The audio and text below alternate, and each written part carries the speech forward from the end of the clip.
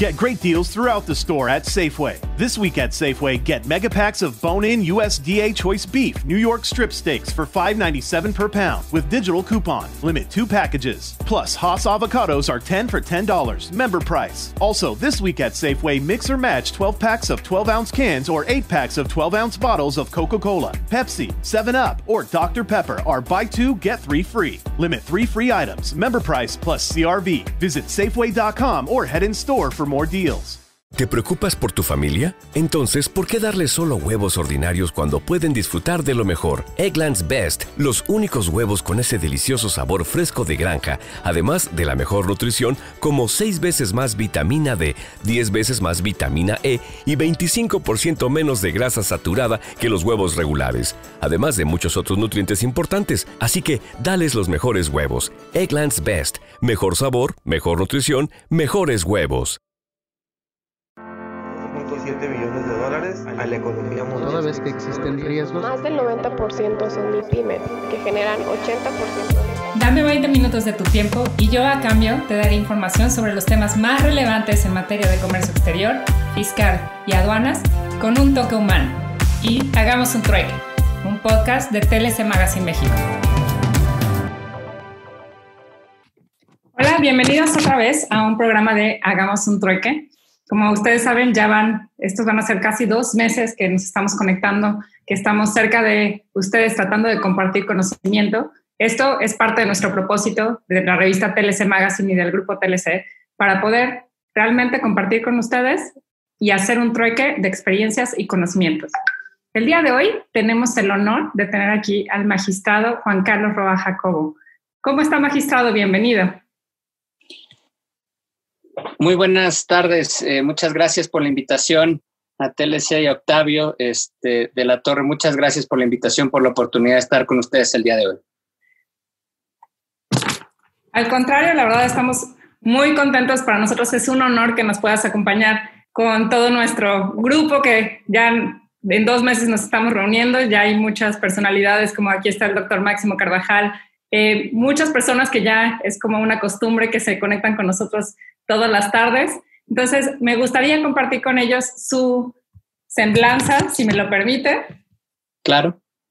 El magistrado Juan Carlos Roa Jacobo es candidato a doctor en Derecho Tributario por la Universidad de Salamanca y la Universidad Panamericana. Egresado del ITAM, fue acreedor al Premio de la Excelencia Académica Miguel Palacios Macedo. Cuenta con especialidad en impuestos internacionales por el ITAM y el Instituto para el Desarrollo Internacional de la Universidad de Harvard.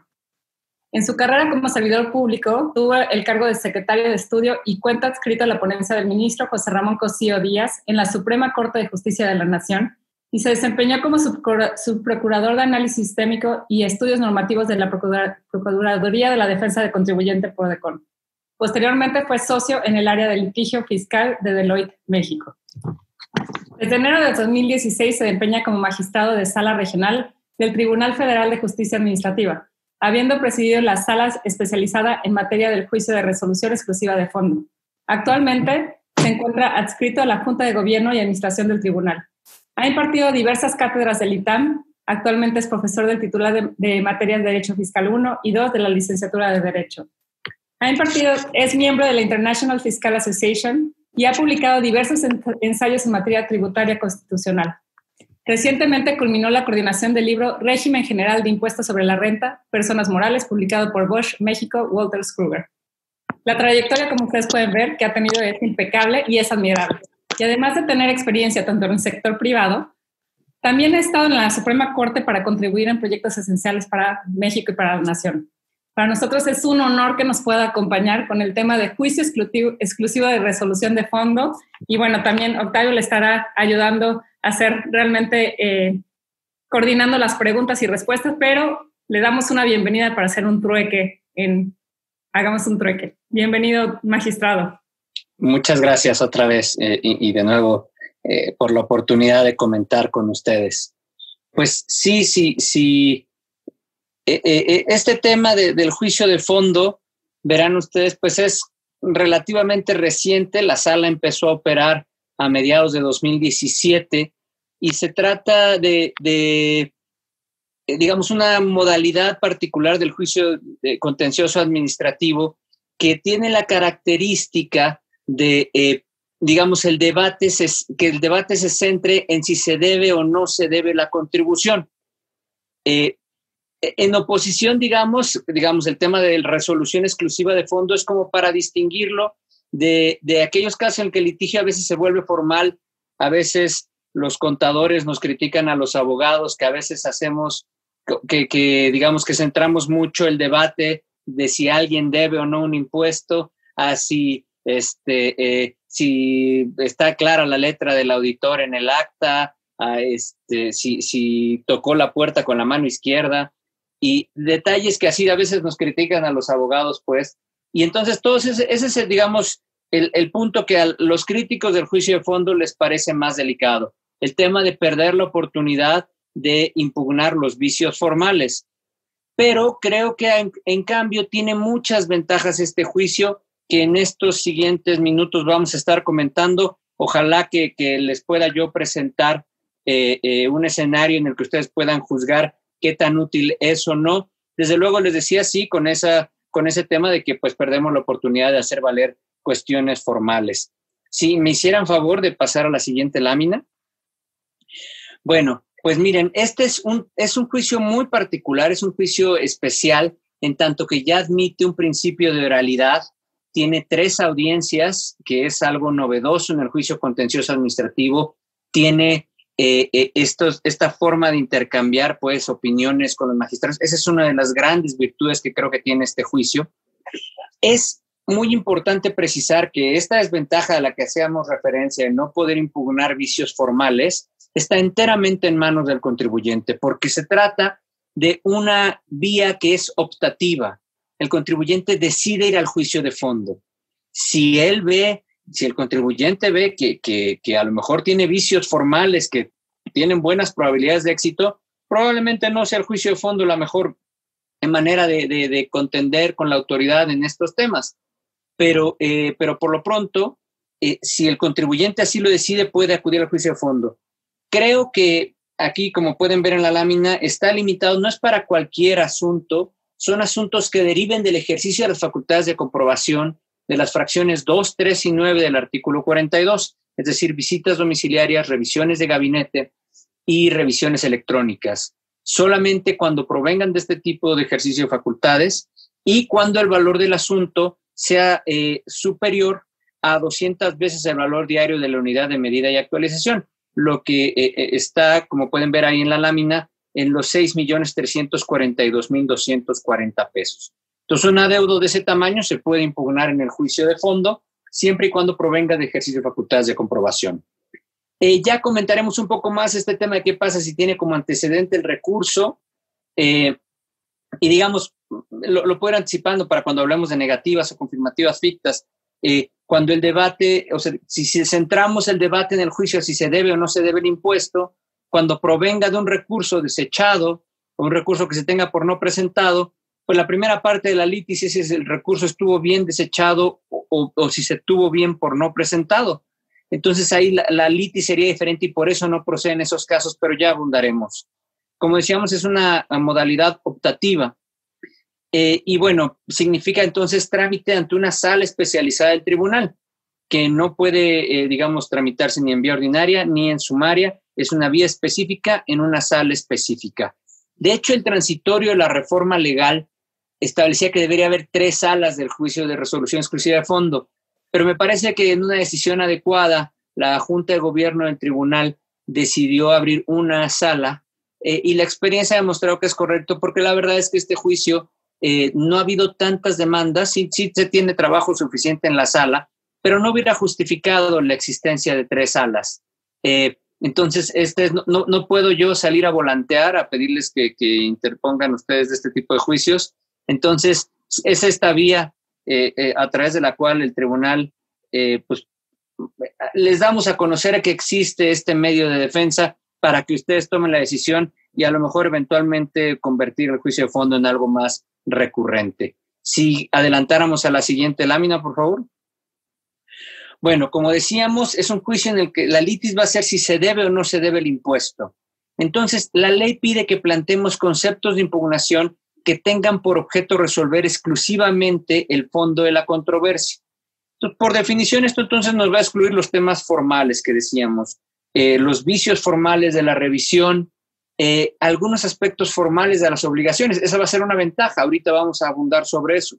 De tal manera que entonces lo que tiene que resolver la sala es si hay un acuerdo, digamos, entre las partes, entre la autoridad y el contribuyente sobre los hechos importantes, si fueron correctamente calificados los hechos. A lo mejor el contribuyente presenta la operación defendiéndola como, por ser muy simplista, defendiéndola como una compraventa, y para la autoridad le parece que más bien es un arrendamiento financiero. A lo mejor no hay un entendimiento sobre esos hechos.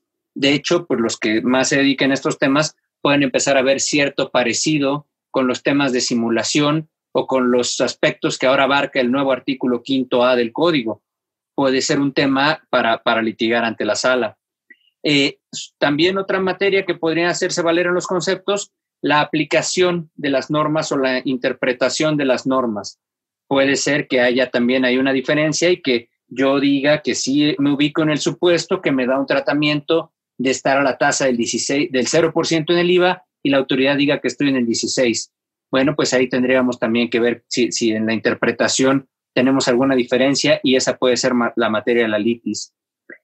Me salto al último, la valoración o falta de precisión de las pruebas, de nuevo cuestiones sustantivas, pero el tercero creo que es un aspecto muy importante que ya empieza a hablarnos de las ventajas del juicio, que es la sala va a poder juzgar si la autoridad no está dando efectos desmedidos al incumplimiento o al cumplimiento parcial o tardío de requisitos formales. Y este es un reclamo histórico, ¿no? Ya hoy en día, en la época de los comprobantes digitales, pero ¿cuántas veces era el argumento de, oye, si te tengo acreditada la operación y te tengo los respaldos contables de la operación, pues francamente, si mi comprobante no trae todas las leyendas que me pides, pues no debería ser tan grave. Si no cumplí con una obligación formal, alguna cuestión informativa, podría no ser tan trascendente si sí te estoy acreditando que sí tengo derecho a esa deducción, por hacer un ejemplo. Bueno, pues ese tipo de cuestiones las va a poder valorar la sala y decidir si la autoridad no está dándole efectos desmedidos a una obligación formal con trascendencia en el fondo. Más adelante podemos abundar un poquito sobre estos ejemplos. Si avanzamos a la siguiente, por favor. Bueno, el juicio se sustancia en los términos en los que lo hace cualquier juicio contencioso administrativo, empezando por una demanda que en general debe cumplir los mismos requisitos, pero tiene algunas vertientes específicas. Por un lado, pues digamos los aspectos que acabamos de señalar, propiamente en los conceptos vamos a tener que señalar la norma que se está interpretando de manera indebida a juicio del actor, los hechos que se están calificando incorrectamente, este tema de los efectos, pues, que mencionábamos. Está limitado que los conceptos tengan que ver con el fondo, y otros temas que tienen que ver con la demanda, con el contenido, pues, de la demanda. Perdón, si avanzáramos a la siguiente lámina, nada más para ver si todavía es sobre la misma tema de la demanda. ¿Podríamos avanzar una lámina? Ok, no, regresemos, porfa, perdón. Y tiene una característica en particular el juicio que pide que se haga una fijación de la litis. Se le pide a las partes que señalen en concreto cuál va a ser la materia que se va a atender. Independientemente de esto que acabamos de decir, de hacer valer los conceptos que tienen que ver exclusivamente sobre el fondo, es decir, si se hacen valer cuestiones formales, no va a ser... esos argumentos no van a ser atendidos, pero esto de la fijación de litis ya es un buen paso. Vean o tengan ustedes presente la idea, pues también es una crítica que nos hacen a los abogados, y les puedo contar de mi experiencia en la corte. No voy a decir el nombre del despacho, pero de algún despacho ya cuando llegaban las demandas en la corte ya era como, uy, me tocó una, o te hacían burla de te cayó una de fulanito de tal, que sus conceptos de impugnación empezaban en la Constitución de Cádiz. Y pues digo, está muy padre, o sea, y son unos conceptos de impugnación preciosos. Bueno, en la corte eran conceptos de violación.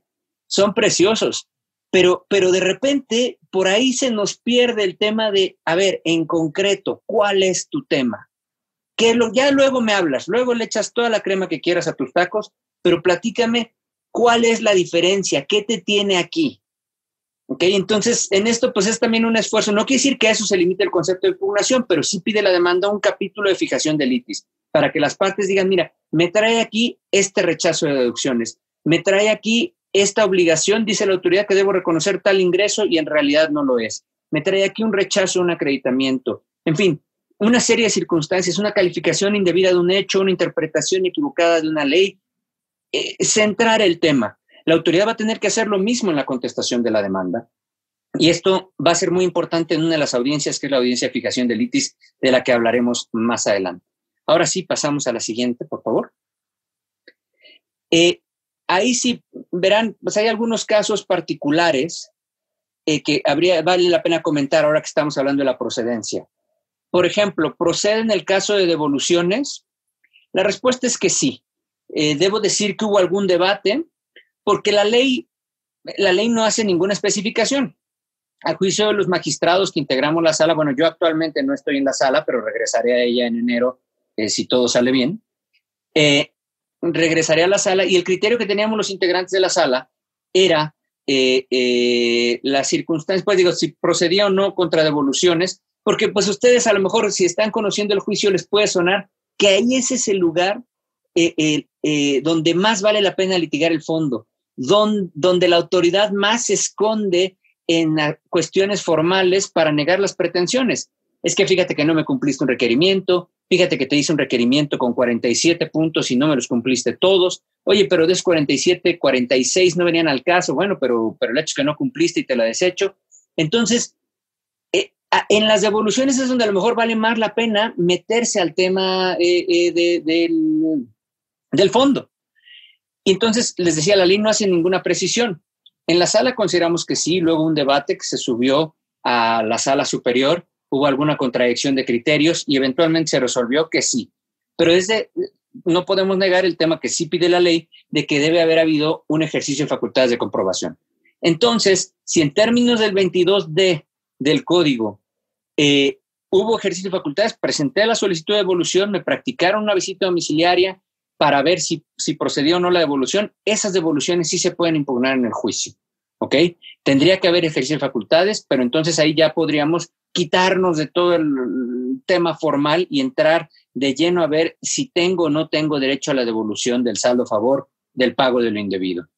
Esto de la cuantía del asunto, hablamos hace rato de los 6 millones y feria que se refiere, y cómo lo calculamos.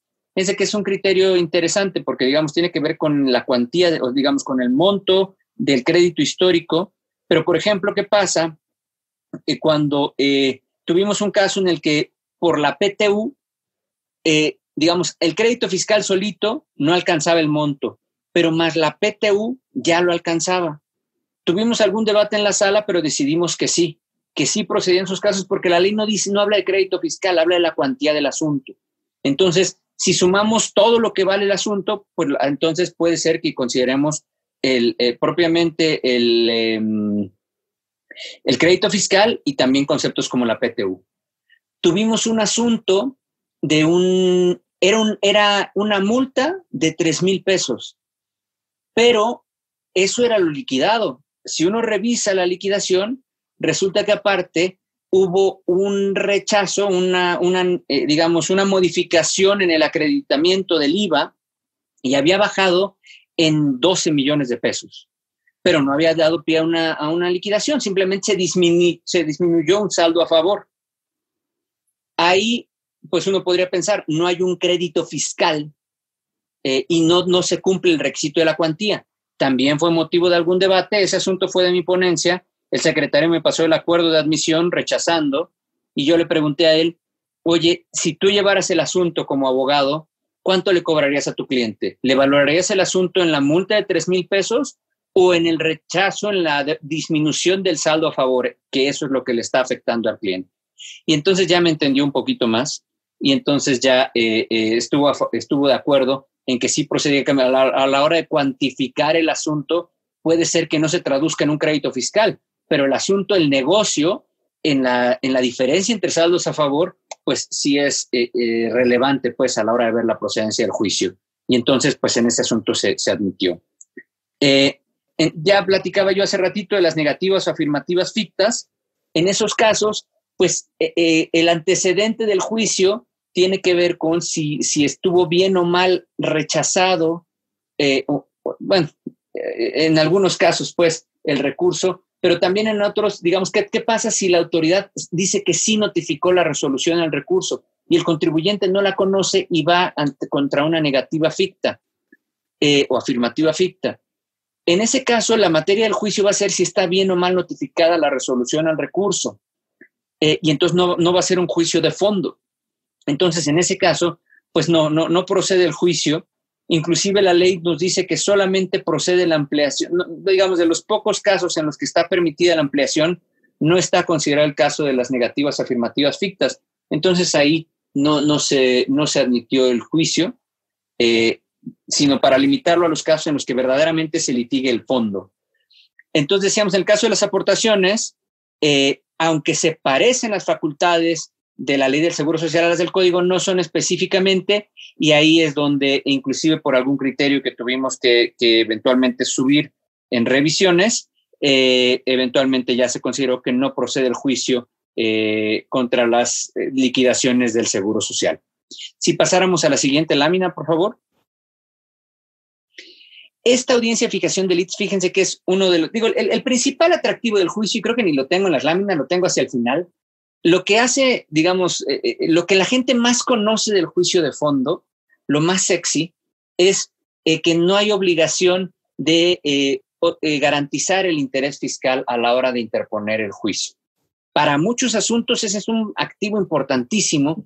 Los créditos que se dan en otro país, en este ya saben que no, de miles de millones de pesos, pues un crédito, garantizar pagándole a la fianzadora sobre un 3 puntos o gastos de ejecución el 2%, en un crédito de 1,000 millones de pesos, pues ya es una decisión en sí misma no tener que garantizar. Entonces ese es el atractivo más importante, pero yo digo que entre otros, esta audiencia de fijación de litis también es muy importante. Ya les decía, hay una obligación de hacer un planteamiento de la litis por parte del actor, por parte del demandado, y entonces esto se presta, bueno, el propósito es que entonces el magistrado va a conducir la audiencia con la presencia de las partes, y entonces la manera en que se hace esta audiencia es que primero el magistrado hace un planteamiento hacia las partes de decirles, miren, en mi apreciación, esta es la litis en el asunto. Son este punto, estos 3 puntos. Y, digamos, por lo menos como yo lo hacía cuando yo conducía, primero le daba la voz a las partes nada más para ver si estaban de acuerdo en la manera en la que fijé la litis. Ellos ya me decían si sí estaban o no, yo ya señalaba si se adicionaba algún punto, y luego dice la ley que quien no comparezca a estas audiencias pierde el derecho de hacer valer alegatos inclusive por escrito. El criterio que se tomó en la sala es que esto significa que esta audiencia también es audiencia de alegatos. Entonces, después de fijar la litis, se le da la palabra a las partes para que hagan valer sus argumentos. Y esto es muy positivo por muchas razones. La primera es este tema de que el magistrado tenga que meterse a estudiar el asunto antes de una audiencia con ambas partes. No es una crítica mía, siempre me cuido mucho en citar que es de Carlos Elizondo y Ana Laura Magaloni, de cuando critican el alegato de Oreja y la manera en la que los jueces, y puede ser que entre ustedes, todos los que tengan interacción con jueces, les haya tocado tener una sesión con uno de los que llaman jueces esfinge, que lo reciben cruzados de brazos, muy serios, van asintiendo con la cabeza mientras ustedes van planteando los temas. Al acabar la interacción les preguntan si traen un memo, les entregan el memo, se lo quedan y pues ya, terminó la audiencia. Puede ser que el magistrado, no por una irresponsabilidad de su parte, sino por la manera en la que se dan los volúmenes que se manejan, puede ser que sea la primera vez que se entere sobre el fondo del asunto el magistrado. En este caso, en el juicio de fondo, para poder conducir decentemente esa audiencia, el magistrado tiene que tener una idea muy clara de qué se trata el tema, para hacerle el planteamiento a las partes si están de acuerdo en cómo está la litis. Puede ser que un magistrado que no se lo tomara muy en serio, pues lleve un papelito que le preparó alguien y lo lee, pero las partes le van a decir si le agregan algo o no a la litis. El magistrado tiene que estar listo para atender esos puntos. Inclusive yo les diría esta gran virtud. Muchas veces siguen siendo Elizondo y Magaloni quienes hacen la crítica, que la justicia en México, dicen ellos, que es como justicia de secretarios, que a quien hay que convencer y con quien hay que platicar es con el secretario, que le va a hacer un saque al magistrado, que le va a hacer una pichada de un proyecto de sentencia. Bueno, la audiencia de fijación de litis, en mi caso en particular, me permite a mí llegar a la audiencia ya con una idea no acabada, no es una decisión final, pero ya traigo una idea muy clara de por dónde anda, quién podría tener razón en el caso. Se lleva a cabo la audiencia, pero inclusive yo acabando la audiencia, lo que le entregaba a mis secretarios era como un guión de la sentencia para decirles, mira, me parece que deberíamos desarrollar la sentencia siguiendo estos puntos, y ya formalmente lo que estoy haciendo es, por así llamarlo, es outsourcear mi cerebro y ya darles una instrucción de por dónde quiero que vaya la sentencia, pero ya es una decisión que se toma de antemano. Entonces el magistrado tiene un conocimiento previo a lo que usualmente tiene. Los magistrados, pues digo, yo recibí cuando entré al tribunal, recibí en mi ponencia más de 500 juicios en trámite. Está difícil meterse a conocer todos los vericuetos del expediente mientras vas instruyendo el juicio. Si uno tiene tiempo y si uno es muy chistoso. Get great deals throughout the store at Safeway. This week at Safeway, get mega packs of bone-in USDA choice beef New York strip steaks for $5.97 per pound with digital coupon. Limit 2 packages. Plus, Haas avocados are 10 for $10. Member price. Also, this week at Safeway, mix or match 12 packs of 12-ounce cans or 8 packs of 12-ounce bottles of Coca-Cola, Pepsi, 7-Up, or Dr. Pepper are buy 2, get 3 free. Limit 3 free items. Member price plus CRV. Visit Safeway.com or head in store for more deals. ¿Te preocupas por tu familia? Entonces, ¿por qué darles solo huevos ordinarios cuando pueden disfrutar de lo mejor? Eggland's Best, los únicos huevos con ese delicioso sabor fresco de granja, además de la mejor nutrición, como 6 veces más vitamina D, 10 veces más vitamina E y 25% menos de grasa saturada que los huevos regulares, además de muchos otros nutrientes importantes. Así que, dales los mejores huevos. Eggland's Best, mejor sabor, mejor nutrición, mejores huevos. El mozo se va metiendo y va leyendo la demanda, pero realmente es hasta que acabe la instrucción que entonces es ahora sí préstame los autos que la voy a leer. Para ese momento a lo mejor ya hubo audiencias con las partes, a lo mejor ya alguien pidió una cita. En este caso, el juicio de fondo permite que el magistrado tenga una idea previa del juicio, que durante la tramitación del juicio ya traiga una idea hecha y que cuando se sienta a platicar con las partes ya trae una idea muy clara de dónde están los temas delicados, quién puede tener razón, una idea derrotable, una idea que podría significar que a lo mejor después revisando se da cuenta que esa primera, llamémosla intuición, pudo haber sido equivocada, que a lo mejor había una prueba perdida en la caja 25 que le ponía en la torre a esa intuición del magistrado. Bueno, pero ya trae alguna idea y ya trae por dónde conducir más o menos la decisión del asunto. También creo que es buena esta audiencia para el foro. Es muy diferente ir a sentarse a hablar con el magistrado, uno solito sin su contraparte, a en una audiencia de la cual se le va a levantar un acta, estar litigando y aventar cuentos chinos que, no quiero descalificar los cuentos bajo ninguna nacionalidad para que no me acusen de discriminatorio, pero pues que no me vengan a contar historias de qué se trata el asunto. En mi experiencia pasa de los dos lados.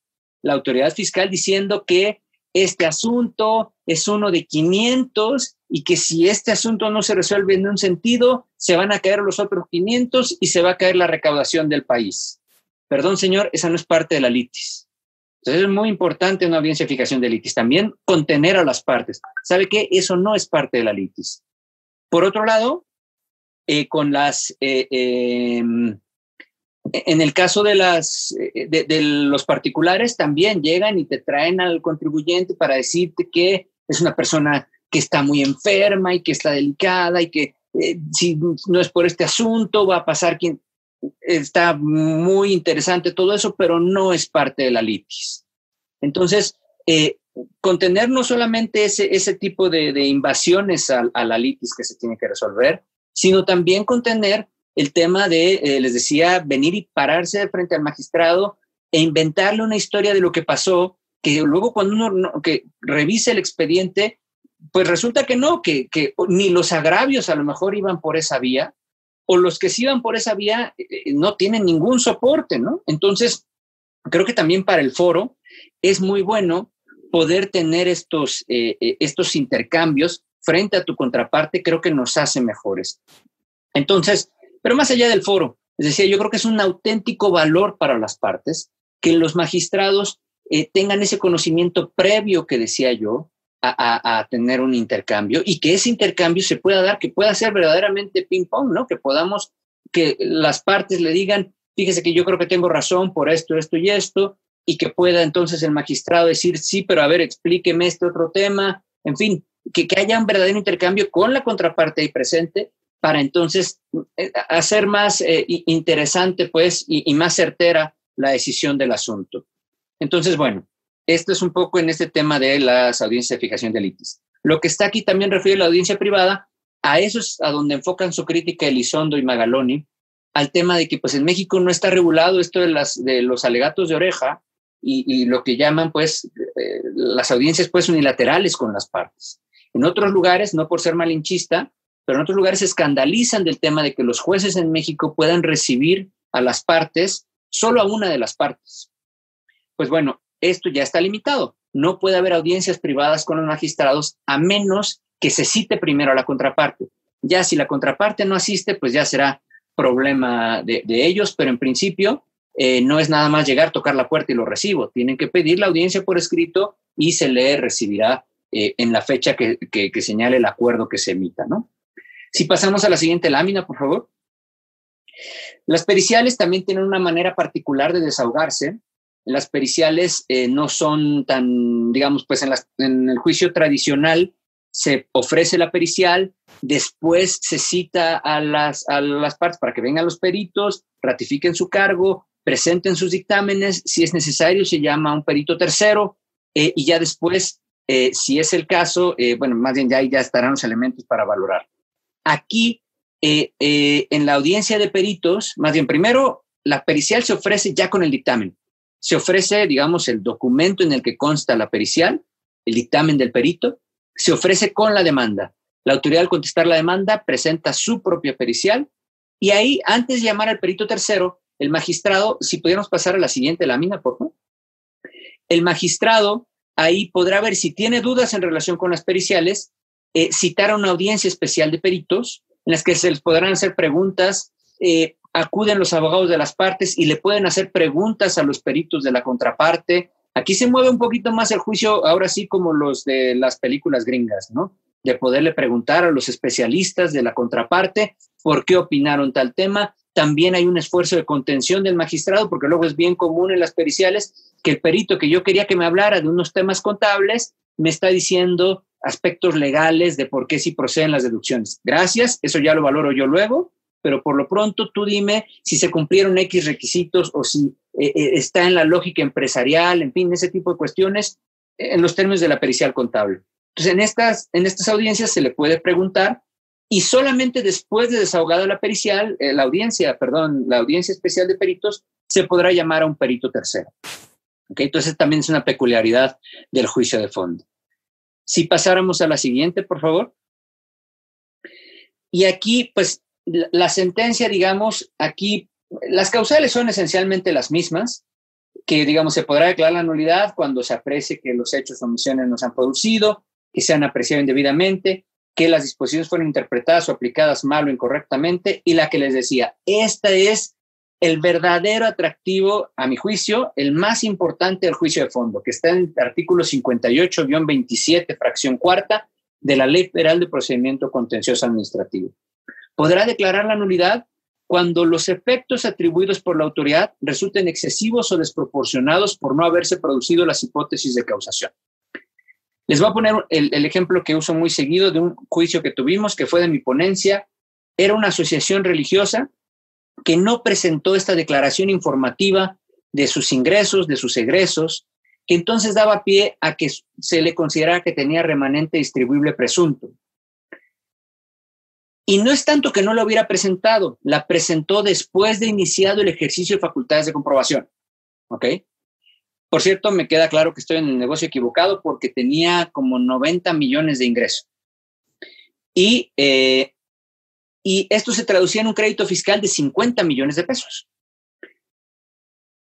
Y en la audiencia misma yo la conduje de tal manera como para ver, a ver, estamos todos de acuerdo en que se trata el actor de una asociación religiosa que tributa en el título 3, digamos, que cumple todos los requisitos y que tributa en el título 3. Sí, estamos todos de acuerdo en el monto de los ingresos. La autoridad no cuestionaba el monto, o sea, la misma cantidad que el contribuyente decía que tenía de ingreso era la misma cantidad que decía la autoridad que tenía. Lo único en lo que había diferencia era en el hecho de que en el hecho de no haber presentado esa declaración informativa, y les decía, ni siquiera es no haberla presentado, es haberla presentado después del inicio de facultades y que la autoridad no le estaba tomando en cuenta. Entonces se le determina un crédito de 50 y tantos millones de pesos por la omisión a una obligación formal. Y les decía, este es como el poster child de estos temas. Es justamente un efecto desmedido. Obviamente en la sentencia no les vamos a decir cómo se sancionan estas cosas, pero digamos que es el tipo de omisión que da para multar a alguien, no para determinarle un crédito de 50 y tantos millones de pesos. Entonces, la omisión o el cumplimiento extemporáneo de un requisito formal se tradujo en un crédito de 50 y tantos millones de pesos donde no se materializó el hecho imponible, porque el contribuyente en realidad está en el título 3. Entonces, este caso, les digo, creo que es súper ilustrativo de lo que es el juicio de fondo y de esta causal de nulidad. Se le estaba dando un efecto desmedido, desproporcionado al incumplimiento de una obligación formal. Y por eso, pues, a mi juicio procedió, mis compañeros estuvieron de acuerdo y se declaró la nulidad de ese crédito fiscal. Miren, siempre procuro no hacerlo, no referirme a esto como trivializar, pero si se acuerdan de la ley de Herodes, ¿se acuerdan cuando Varguitas modifica la Constitución? Que Varguitas, cuando lo van a ver, resulta que tiene una Constitución y la está recortando. Y dice que así modifica la Constitución. Pues miren, el juicio de fondo, de alguna forma, insisto, sin quererlo trivializar, se puede parecer un poco a esto. Porque digamos que en el juicio de fondo lo que podemos es ver qué obligaciones formales realmente no tienen tanta trascendencia en relación con la materialización del hecho imponible. Y en el caso concreto que estoy diciendo es, oye, es cierto, definitivamente es cierto que la ley obliga a la asociación religiosa a presentar esa informativa, pero no es una consecuencia lógica, no es una consecuencia proporcional determinarle un crédito de 50 y tantos millones de pesos por incumplir una obligación formal. Entonces, esa es una enorme responsabilidad que tiene la sala de fondo, que tienen sus integrantes, porque no se trata de echar relajo. Desde luego, es muy importante no incentivar y no decirle a la gente, no, hombre, si es obligación formal, no le pongas atención, incumple ni nada por el estilo. No se trata de eso, pero sí tiene que asumirse con mucha seriedad esta función para entonces poder decidir en qué casos una obligación formal, el cumplimiento tardío de una obligación formal no debería tener una consecuencia tan grave como esa determinación de un crédito. Por cierto que todo lo que estoy diciendo, pues ustedes saben, como magistrado tengo yo prohibición de dar un conocimiento anticipado de cualquier asunto que pudiera ser de mi conocimiento, un pronunciamiento anticipado. Pero bueno, uno, estos a los que estoy haciendo referencia son casos que ya salieron. Dos, entiendo la plática en un foro académico, entonces no estoy dando en ningún caso pronunciamiento anticipado. Es decir, si me citan, lo voy a negar. Si pasamos a la siguiente lámina, por favor. Entonces, bueno, decíamos, puede la sala reconocer la validez, declarar la nulidad, modificar la cuantía. Fíjense que esto es interesante. Bueno, declarar la nulidad y reconocer derecho subjetivo y condenar al cumplimiento, otorgar o restituir en el goce de derechos, cesar los efectos de ejecución, condenar a la autoridad al pago de indemnización. En eso se parece mucho al juicio tradicional. Pero les decía, la tercera, la de modificar la cuantía, tiene su complicación, me toca entrar a la oficina de mis secretarios y ver que de repente a la hora de estar viendo, no es que tengamos que emitir una nueva liquidación como tal, pero a la hora de decir que el rechazo que había hecho la autoridad en realidad es parcialmente incorrecto. Significa en la sentencia, pues sí, dar unas bases para una liquidación, sino de plano decir de qué tamaño debería ser el adeudo específicamente. Y de repente da miedo entrar a la oficina de mis secretarios, que están llenos de cajas y con las mangas subidas, buscando entre 20 y tantas cajas, dónde estaba la prueba fulana que decía cómo se debería determinar el crédito. Y pues de esto se trata el juicio de fondo, ¿no? A veces, pues, el efecto es determinar la cuantía o dar las bases, pues, para la nueva obligación una vez declarada la nulidad. Acá abajo ven el tema de los precedentes. Pues justamente, si podemos nosotros interpretar o ver que ciertos requisitos legales son excesivos o que pueden no tener las consecuencias tan excesivas que señala la autoridad, pues entonces también significa que tenemos algún margen, de nuevo, no para echar relajo, pero sí para juzgar la obligatoriedad de los precedentes. Supongamos una jurisprudencia que dijera que es necesario que las asociaciones religiosas, o que alguien tuviera la duda de si estaba o no en su esfera de obligaciones presentar esa informativa, y hubiera una jurisprudencia que dijera, sí, las asociaciones religiosas están obligadas a presentar la declaración informativa so pena de que se les determine remanente distribuible presunto. Bueno, pues nosotros ese precedente, pues podríamos tomar una distancia en relación con él y decir, ok, sí, estoy de acuerdo, sí está obligada.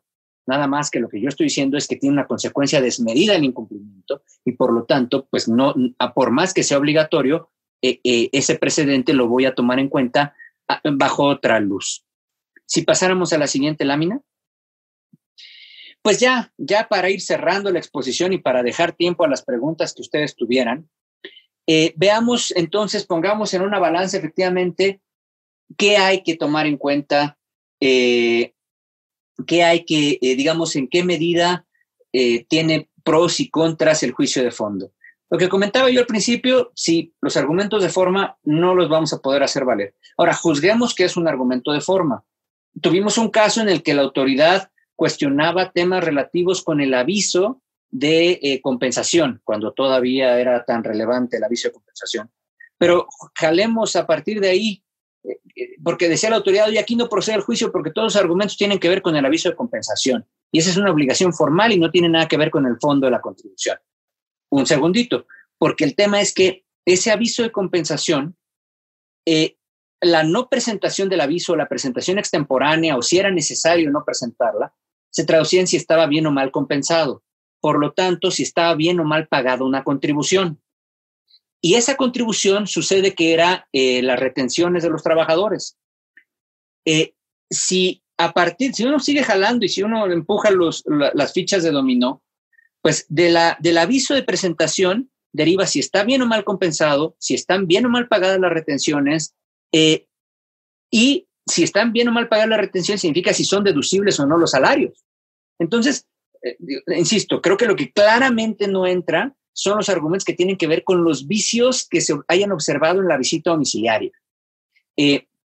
Creo que inclusive el que se excediera el plazo del 46A del código es un vicio de forma que no se puede plantear en juicio de fondo. Si lo tienen bien acreditado, pues creo que el juicio de fondo no es el que corresponde a ese asunto, o es lo que ustedes juzgarán, porque pues pueden obtener una sentencia de nulidad más robusta haciendo valer ese argumento. Pero si no tienen acreditado ese, o si la verdad lo iban a plantear de cajón, pues despegado ya está, en una de esas es chicle y pega, o que iban a ver cómo le hacían para argumentar que está mal notificado y mandaron pintar el inmueble porque el citatorio dice que es una fachada color marrón y ustedes la mandaron pintar de amarillo. Si se están esforzando demasiado en meter los argumentos de forma, pues a lo mejor valórenlo. Piensen que a lo mejor en el fondo tienen más argumentos y tienen magistrados, especialistas en fiscal que van a ver si deben o no deben la contribución.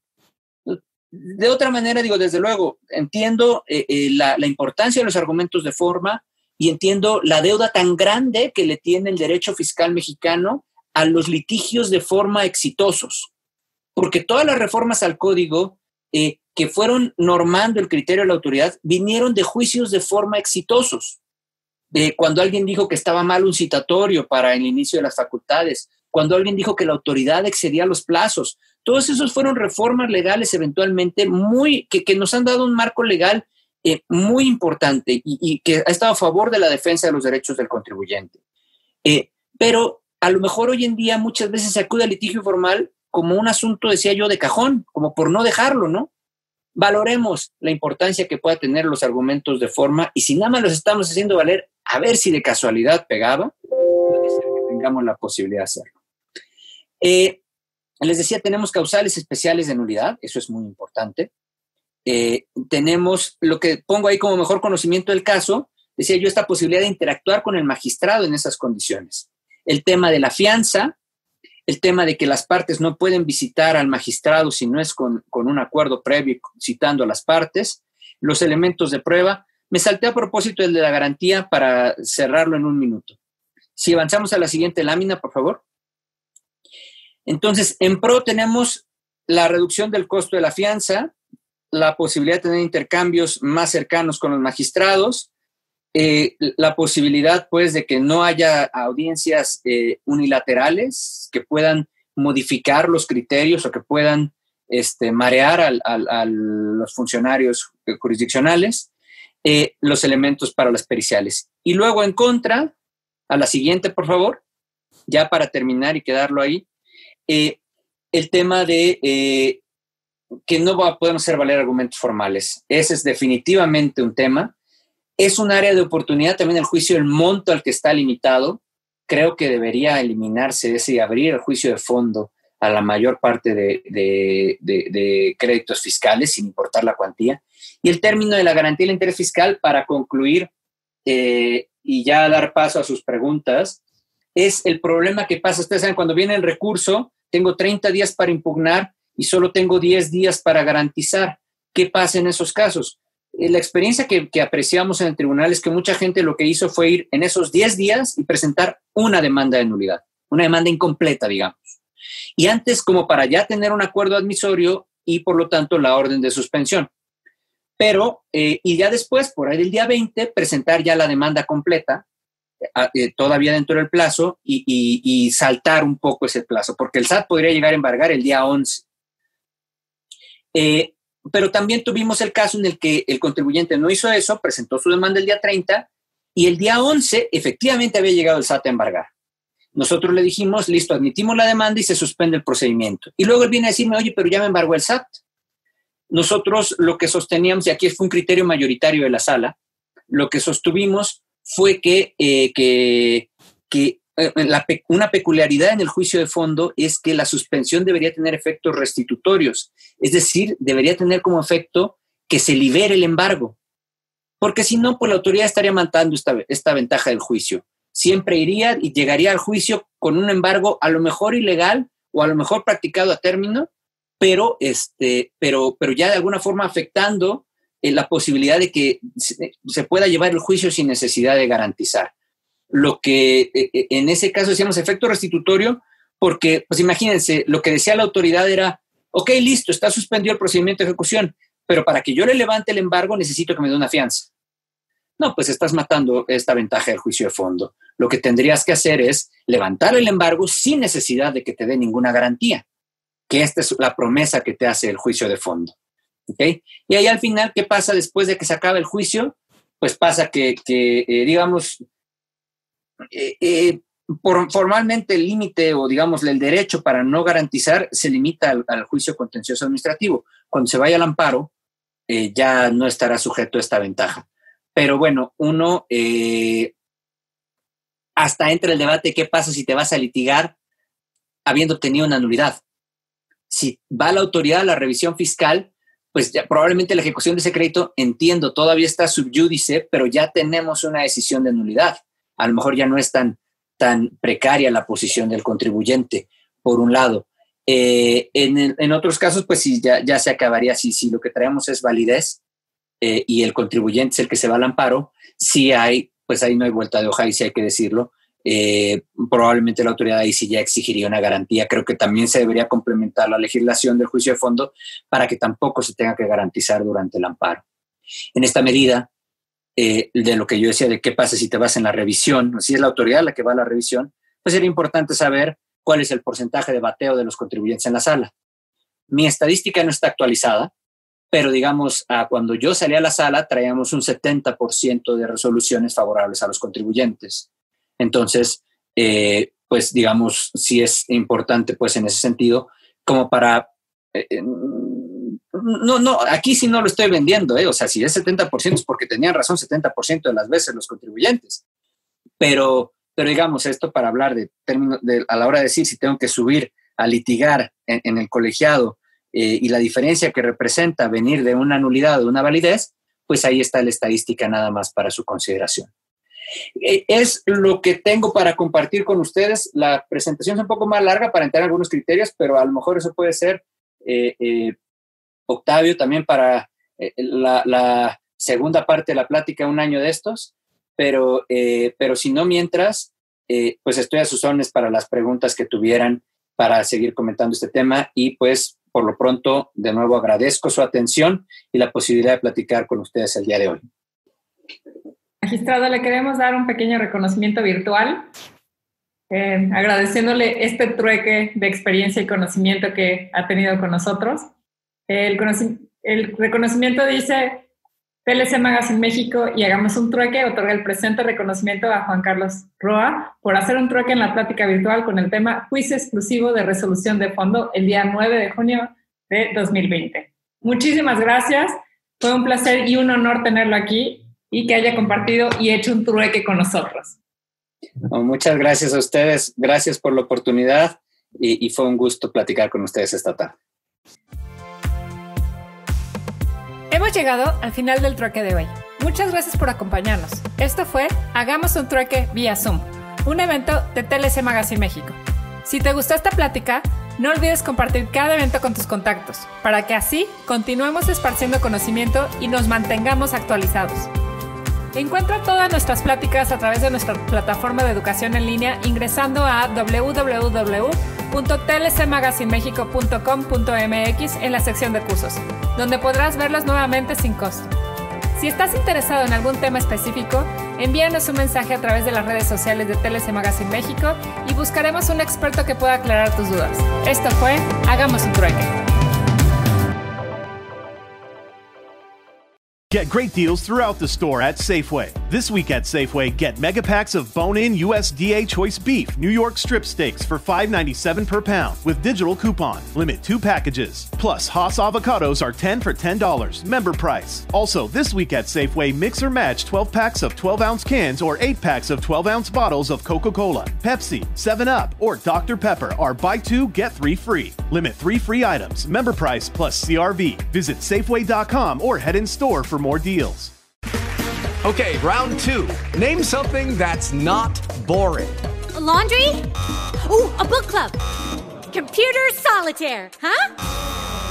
Ah, sorry, we were looking for Chumba Casino. That's right, ChumbaCasino.com has over 100 casino-style games. Join today and play for free for your chance to redeem some serious prizes. ChumbaCasino.com. No purchase necessary. Void where prohibited by law. 18+ terms and conditions apply. See website for details.